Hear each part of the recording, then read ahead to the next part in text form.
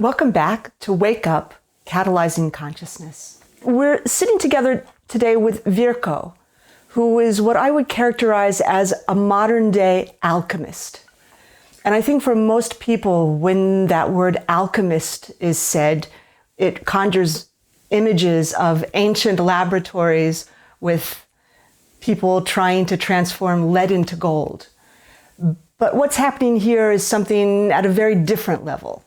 And so I'm going to turn to Virko and ask for what you would define yourself as an alchemist as. Well, my understanding of alchemy is basically, it's about developing consciousness and also developing your own light body. And this is what most of the ancient alchemists were striving for or trying to understand. And also alchemy is about understanding the processes of the whole cosmos, of this planet Earth. Understanding means to understand with your heart, because to understand basic processes of creation is quite difficult to understand just with your mind or with your intellect. So understanding in this case means a very deep internalization or understanding from a heart level. And if you understand how these processes work, the alchemist creates an environment where nature or the cosmos can act by itself, or where things can happen the way they're supposed to happen. So you're not manipulating, you're actually creating the field for something to emerge. Yeah. So we're setting the ground or the environment and letting go the way things want to develop. So how would you define the relationship between consciousness and alchemy? Consciousness is basically the fundamental impulse for everything. I mean, consciousness itself creates reality. We are creating reality every single moment. Consciousness is also creating matter as one part of our reality. So alchemy basically deals with our consciousness and takes into account that consciousness is the prime factor for everything. So you can't deal with matter, you can't deal with human body without putting consciousness into the first place, and from there on everything else develops, and you can change everything virtually from your consciousness.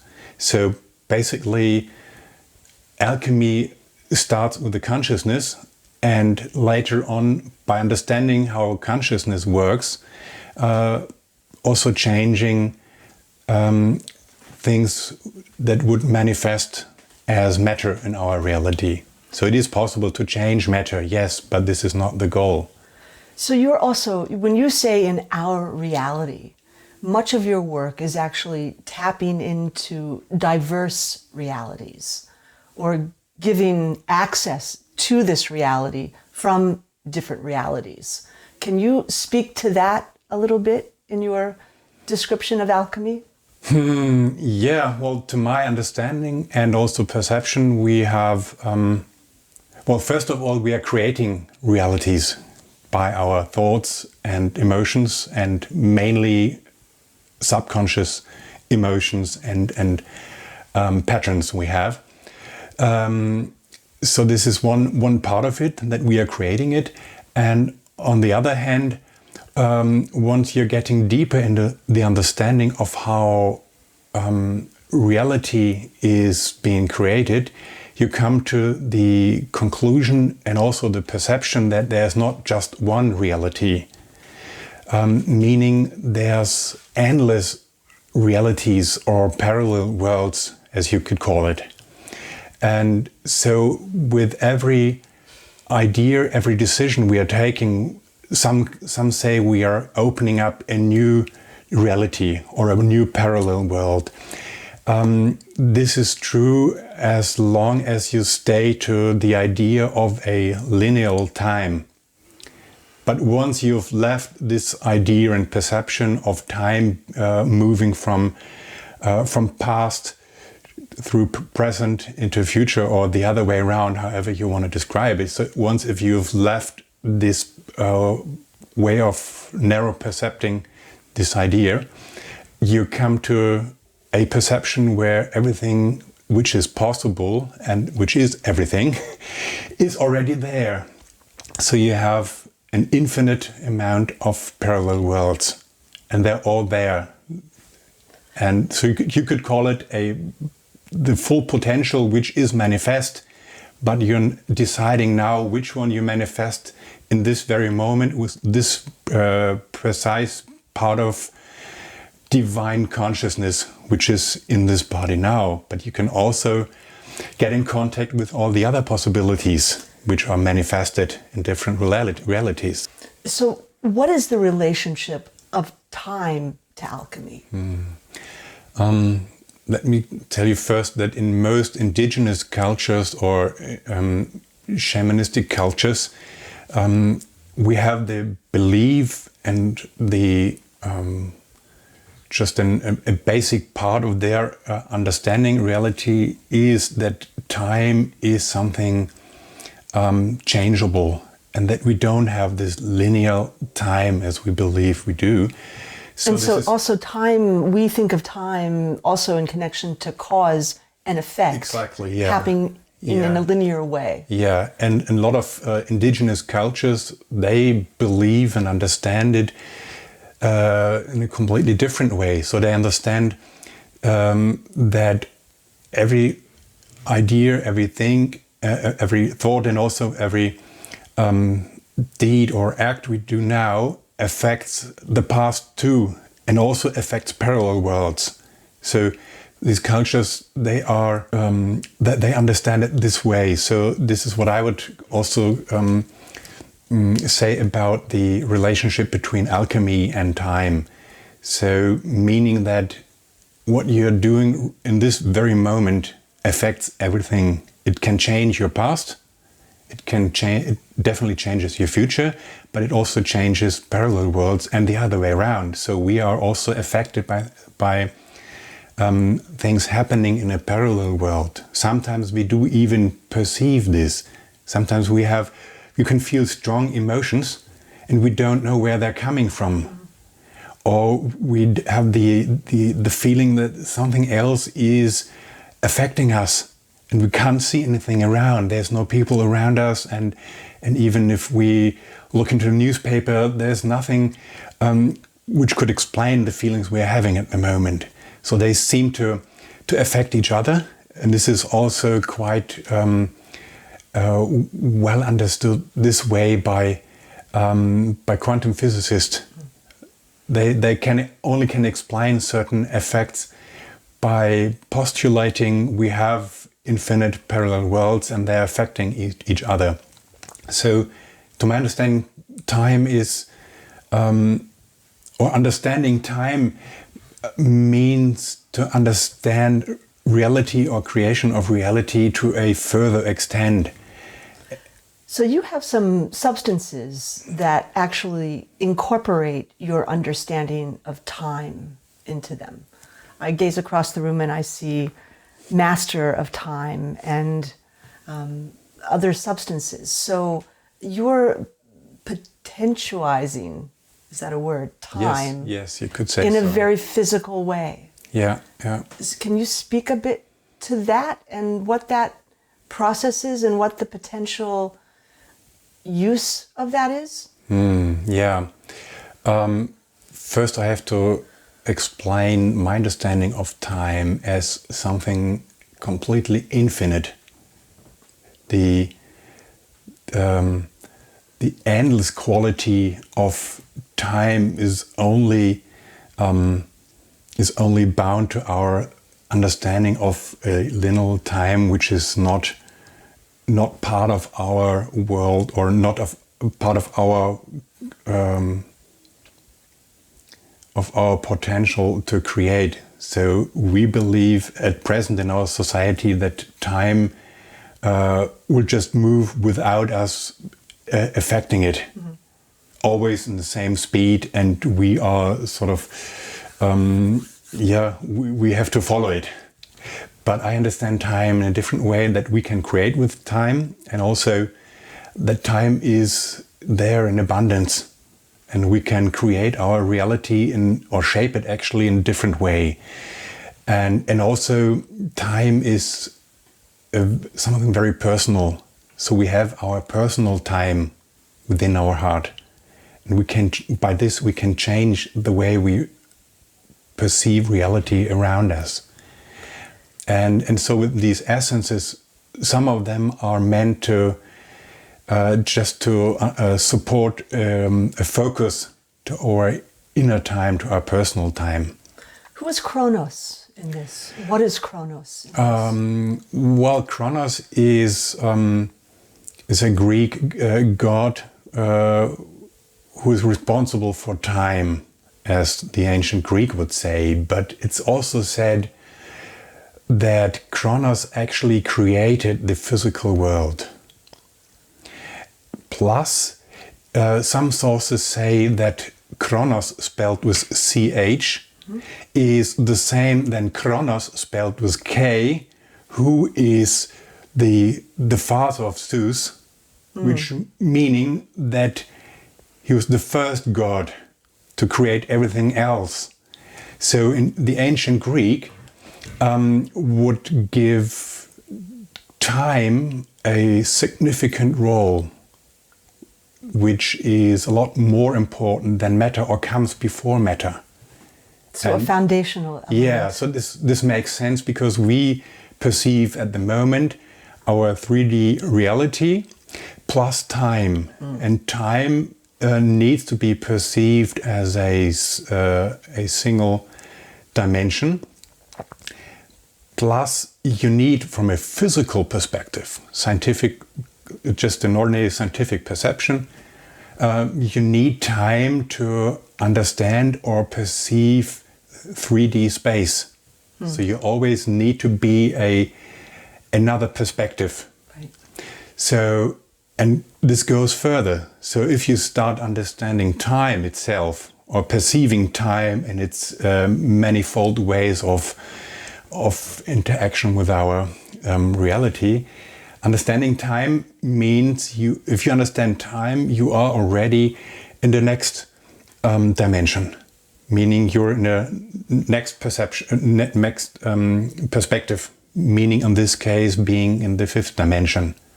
So do you then interact with time in a diverse way when you're able to actually hack the non-linearity of it? Well, there's quite a few ways of interacting and also changing the way things are happening, and also, but mainly the way you're perceiving things. I mean, are there filters then in our brain that actually instigate our view of time as a linear structure? We have a consensus as humanity that time is linear, or most of humanity that time is linear, but we also have structures in our brain that actually cause us to interact with time in a linear way. Yeah. I can imagine pulling those filters off, we would have a very different experience. It changes completely the way you are perceiving, and in the second step, it changes the way you are creating your reality. Once you understand that time is neither linear, not something finite, and this changes then, from then on, changes the way you are creating your reality. Because once you know that time is first, it's infinite, and it's up to you to create, to be creative with time. Plus that regardless of how your decision is in this very moment, all the other decisions are already there, and your full potential is manifest. You're only deciding which one to take right now in this world. So once you know that there's infinite parallel universes, and you find ways to connect with these parallel worlds, it changes completely the way you're living here. Meaning, if you understand how things would go in a parallel world where you took different decisions, it can help you right now. And so have you had the experience of interacting with yourself in these parallel worlds? Quite a few times, yes. And how has that been significant for you? Sometimes it's helpful to see that in a different world you have come further or have undergone different development, which from my perspective now has come to a more lighter reality, or maybe full of more of love and so on. So where different steps has been taken further than I have reached now. And this gives me a good feeling to see this, as soon as I can feel this different perception in a different world, it becomes part of mine also. Mm-hmm. So it helps me to do these steps. Mm-hmm. Actually, I have already done them. Right. So the experiences is becoming part of my experience here. And the other way around, if I see or connect to a parallel world where I haven't come as far as I am now concerning my conscious development, or how you ever want to call it, then it's quite supporting to where I'm now, because I see, okay, I thought I haven't come so far, because we always tend to think so.